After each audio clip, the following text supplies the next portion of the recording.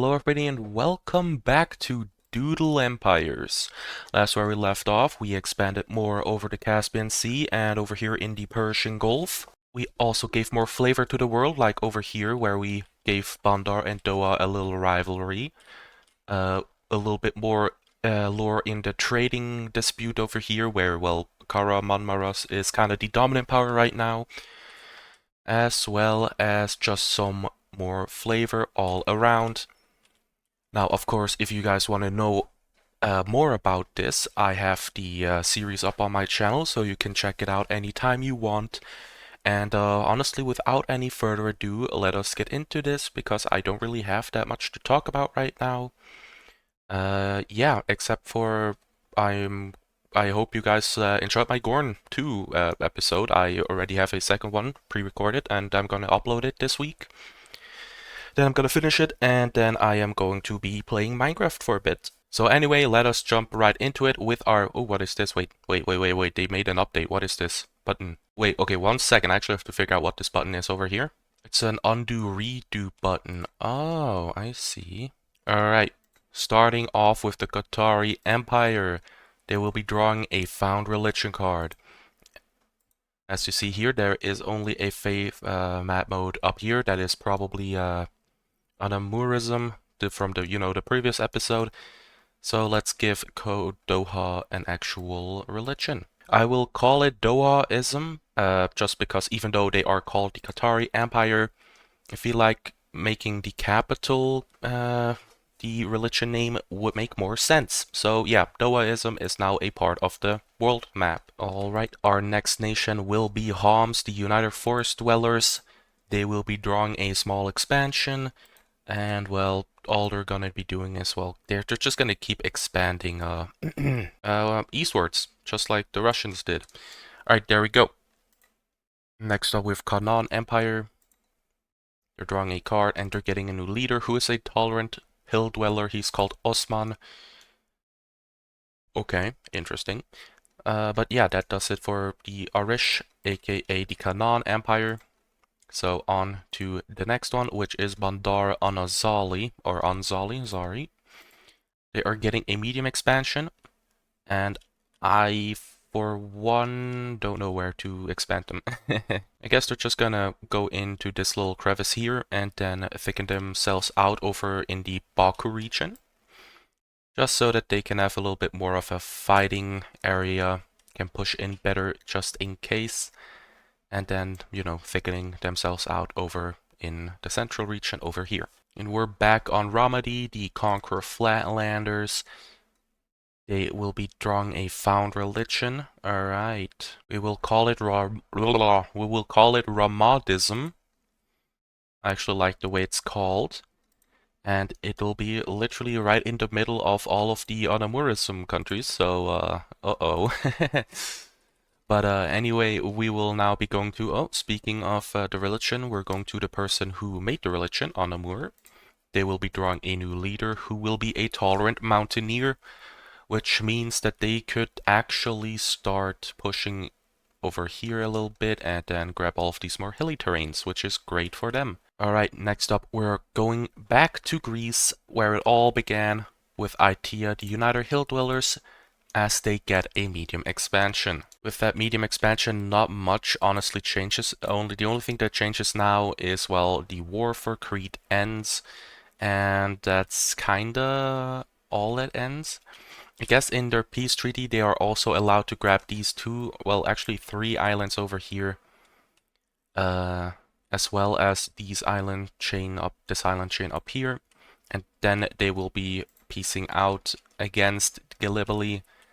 As well, they are not getting Crete back, which will end the situation in Crete, which will be a W for Itea. So yeah, that's that's how it ends. I honestly expected more. I thought that Gallipoli would be able to push back, but we didn't get them. So Itea wins.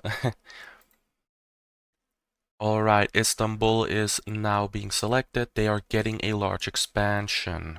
Do I do it? Okay, well, I guess this is the end for Gallipoli. Following the recent loss of Gallipoli to Itea, the Istanbul government immediately uses that to their advantage as they reach down and immediately just brutally capture Gallipoli,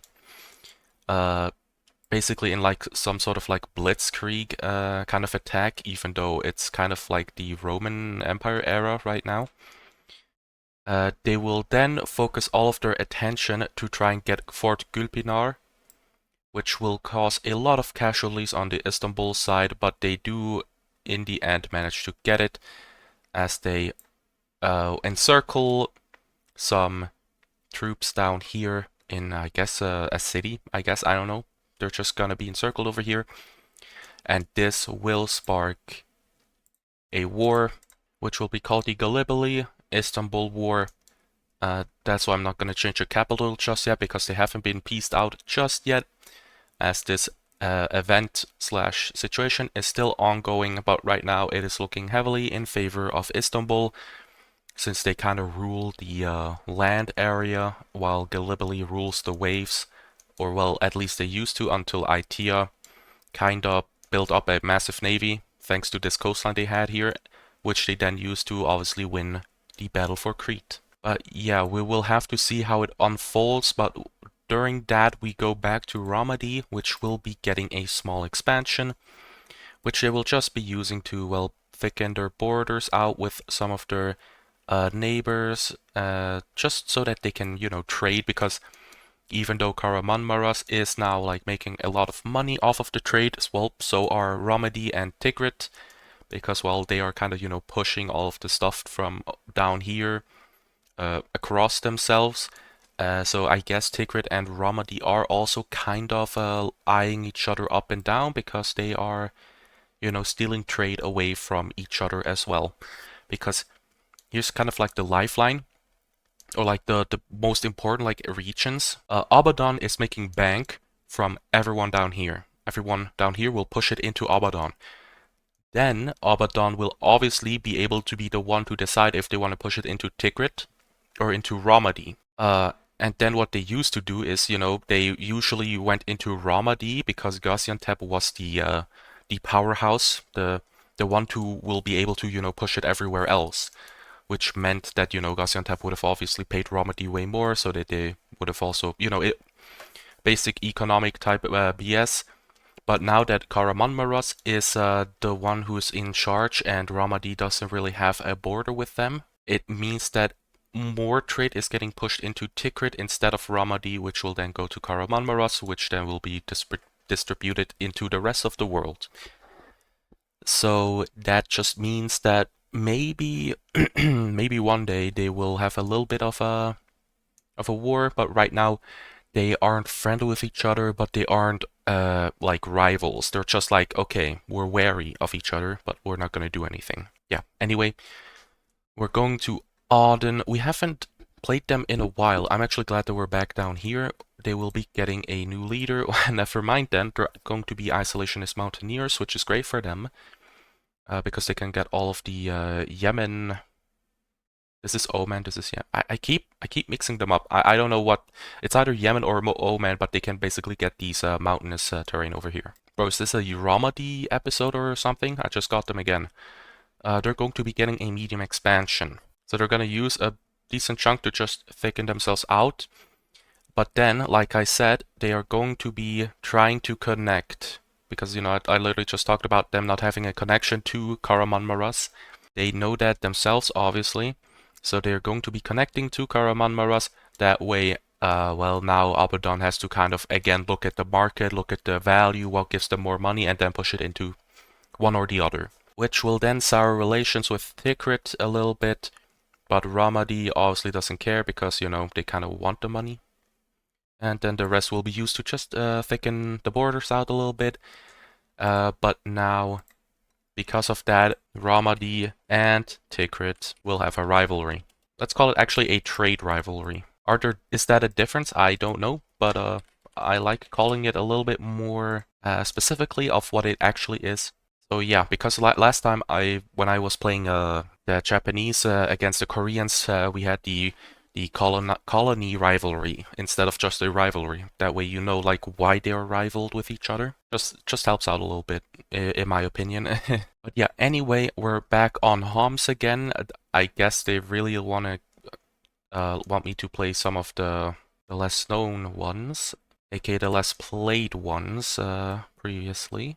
Honestly, I'm not gonna lie, Homs is kind of turning into a power, like a pretty strong power, as they kind of just follow along the borders over here, and they will be making a desperate last push over here into Ramadi, because now, if Ramadi feels like they don't want to trade up here to go over here, instead of just want to go down, they could just push it into Homs, and boom, make money. So yet another reason for Abaddon to push it into Ramadi instead, because Ramadi can then just, basically, Ramadi is now the person who kind of gets to decide where to push the trade into. Honestly, not gonna lie. So yeah, yeah, I guess this is the rise of Ramadi. Maybe I'll title it this video the rise of Ramadi. Ooh, Tigrit. Uh-oh. Ooh, okay. What would they do in this situation? Tigrit being pissed off that Abaddon is now basically sucking Ramadi, you know, you're kind of sucking up on to them. So what they will be doing is doing a surprise invasion of Abaddon's northern region, as they slowly but surely manage to grab all of the tiles over here before then trying to peace out, which they will be able to do, as Abaddon is kind of, you know, just a trader. They're not really a fighter. Why they did that is obviously because now Abaddon has to push into Tigrit no matter what, before then being able to push into Ramadan. So that means, like, if we go into Tigrit anyways, well, Tigrit will just throw it over here.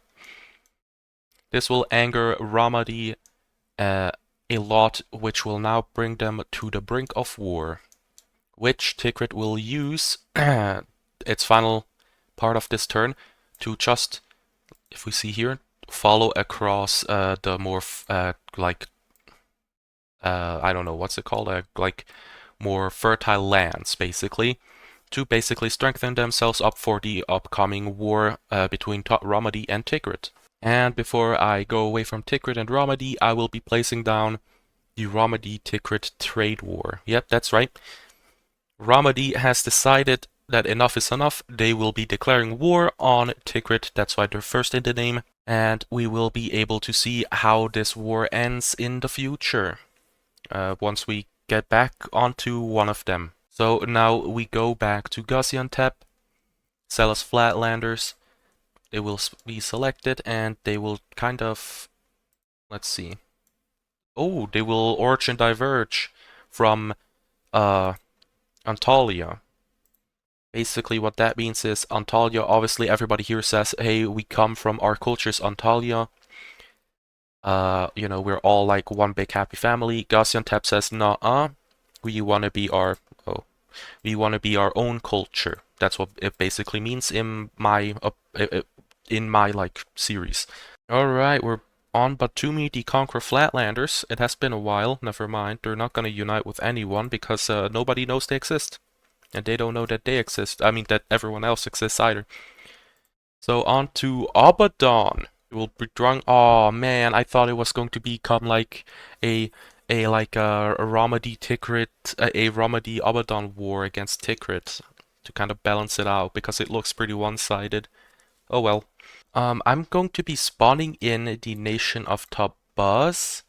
The thing is though, I'm looking at the world map, like the Google World Maps. It looks way more like I know where Tabas is on the world map, but because this is like not accurate at all, because there's so many like little like seas missing, or lakes, or whatever they're freaking called, I actually don't know where Tabas kinda is exactly. So I kinda have to eyeball it. Bandar is down here, and just, if Bandar is here, we kinda gotta just like here, and I guess it actually is like right here, I think. Please correct me if I'm wrong. It is pretty hard to see it on the world map, but here is where I will be placing Tabas. So This is where they will be. We're just gonna give them some weird borders, but I mean, they're literally just now on the world map.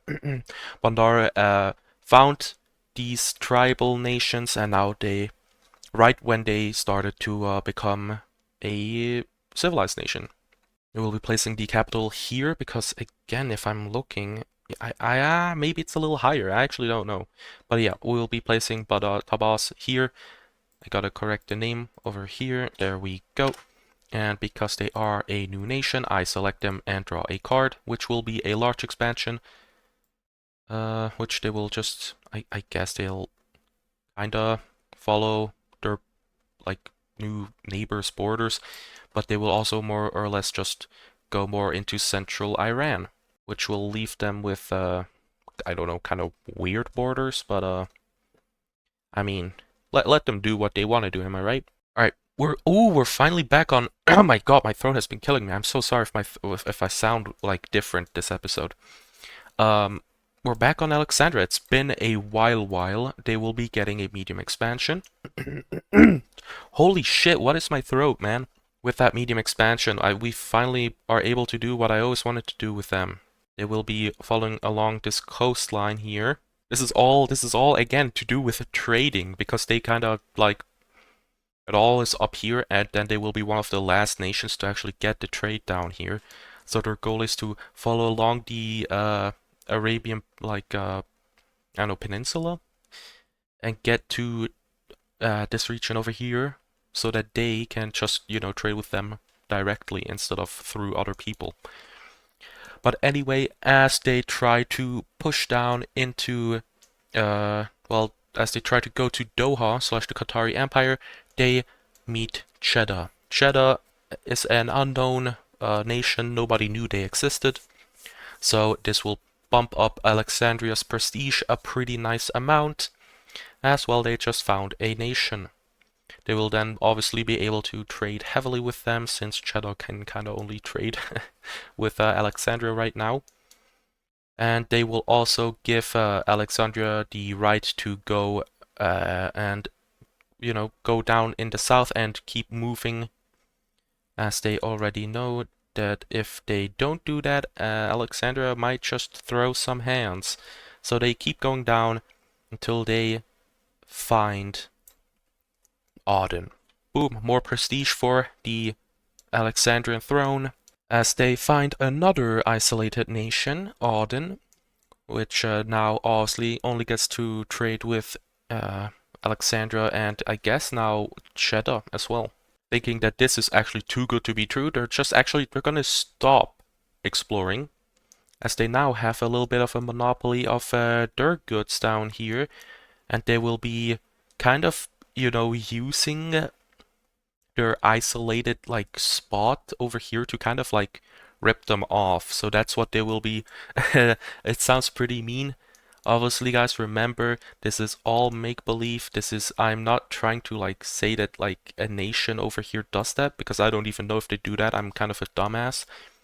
I just feel like for like to make a lore for a world, it would be pretty interesting to like have Alexandria kind of use their isolated like positioning to grab like all of like to kind of like put a squeeze on them and kind of use them to like make money. I don't know. If you guys don't like it, I'll change the lore. Obviously, you can just tell me in the comments. Again, this is like a hey, you give me feedback, I give and I'll take it. You know, you can change the history of the world with me if you want to. Just gotta say it in the comments. But yeah, anyway, that puts Alexandria. I guess they were already technically probably like the strongest, maybe rivaled by Istanbul. But now they are probably most definitely the strongest, even though they are very decentralized. So probably, oh, I actually don't know. They might still be like top 3 or top 2 because of how decentralized they are. Because they're just following the river instead of actually trying to thicken themselves out over here. But yeah, anyway, we're going to Shiraz, the Zealous Desert Nomads by Bandar Abbas, and they will be making a new nation. We will be making the nation of Tehran, aka the capital of Iran. We will just be letting them stay in this, I think it's hilly. Is that like sandy, hilly? Whatever this terrain here is, they will be kind of focusing in on this instead of going down here. But now they will be following across the mountains before ending their turn. And now let me place down the capital, which was like give or take here. There we go, there's Tehran, and now because they are obviously a new nation, we will be pressing the button again, and they will not be uniting with Bandar, how dare you? Because that would literally just upset the balance immediately, so I guess we're going to have this little Tehran right now, but I can already see they have potential to become a pretty strong power over here. Let's do the last 4 turns, with the fourth last one being on Bandar Asali. As they get a medium expansion, they will be able to meet Tehran, gain some prestige only between, the 4 of them, because they are kind of isolated between, like, everyone else. But yeah, they will then be able to trade with them, I don't know, do diplomacy, etc., etc. They will also be grabbing it over here, so that they can go in here like this or like this. But then they will also be pushing down a little bit more into kind of like what Tehran wanted, which is going to upset them a bit, but sadly they can't do anything about it because Bandar right now is just, well, they're bigger and kind of stronger because they have been quote-unquote civilized a little bit more longer, so they kind of have more tech, because again, the tech, like, is over here and it spreads outwards. That's how I usually do it. Like, there's always a central hub in my campaigns. So kind of saying, that these guys over here are like kind of the least like technologically ahead. Doesn't mean that they are behind, but they're just not too if they immediately like learn how to make a new boat, it might take like 5 turns for them to be on that level. All right, the third last turn, I don't know what I should do with ITEA, so I'm not gonna put it on ITEA. Instead, Batumi is going to get the third last turn, which will be a medium expansion. We'll just be expanding across the coast over here, and then trying to, thicken themselves out over on their capital, just so that no rebellions try anything funny. Second last turn could be on Kavala, I'm not sure. I kind of want to leave the Greek region over here because I do have a European campaign to get to afterwards. So I guess I won't do the 2 last turns on Greece because again, like I just said. So instead, one of them will be Cheddar. Isolationist desert nomads. I guess they're not so I guess they could be isolationists if the Alexandrian government says, okay, fine, you can be, but still, we want you to trade every now and then. I guess that's kind of the deal. They're just gonna, go into more hilly terrain because, I mean, they can't really go anywhere. Since they, made a deal with Alexandria where, they kind of have a foothold over here and down here now. In return, they obviously leave Cheddar alone, and Cheddar will trade with them. And the final turn will be on Batumi again. Okay, fine. Batumi. Oh. The poor boys. No. The nation of Trabzon will be splitting off of Batumi. As well, they kind of just want their own independence. It's nothing personal, honestly. They just kind of don't want to be in their government. Because they have a feeling that, hey, if we go over here, there's a lot of fresh land for us to have and not. And we don't want to be used by the Batumi government in the long term. Batumi will now be peacing out because they're heading straight for the capital. And now, Trabzon has won their independence. I gotta look on the minimap or / my Google Maps to see like where's the Trabzon capital. I think it is around here. And there we go. Trabzon is now a part of the world. And because they are a new nation, I do have to break our, final rule, and I have to give them another turn. Never mind, I guess our actual final nation will be our actual final turn, excuse me, will be a new nation. And I just realized we're actually kind of running out of room. I don't really want to go into Ethiopia, but I think I'm gonna place one in Ethiopia now. Or at least over in the Eritrea region or whatever nation is over here. One second, let me just check real quick. It is Eritrea and Djibouti.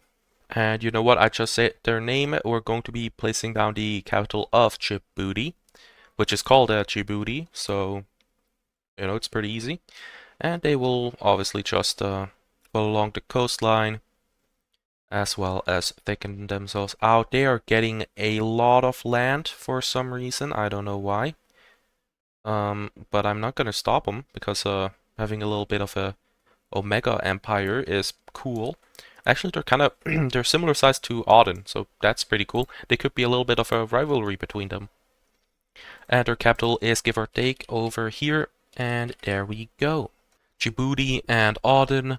Maybe Aden found Djibouti by literally just sailing over here and then being in territory from Djibouti, and that's how Djibouti was placed on the world map. So I am actually gonna leave it here now. I hope you all enjoyed it. I actually really enjoyed this one. I like the more trading lore over here on the Euphrates and Tigris River.